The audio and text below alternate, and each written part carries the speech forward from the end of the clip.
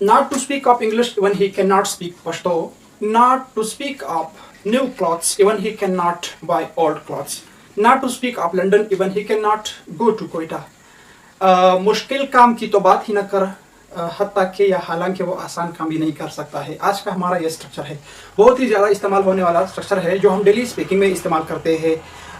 कि in this structure the speaker says that not to talk about an uphill और difficult task, even the speaker can not do an easy task. ठीक है, तो इस structure में बोलने वाला कहता है कि मुश्किल काम की तो बात ही न कर, जो करने वाला है, जो बोलने वाला है, वो आसान काम भी नहीं कर सकता है। तो चलिए शुरू करते हैं इस स्ट्रक्चर को। स्ट्रक्चर है not to speak of dash dash even plus subject. ठीक है, इसको हम कैसे इस्तेमाल कर सकते हैं? Not to speak of speaking even he can not read, speaking की तो बात ही ना कर, वो रीडिंग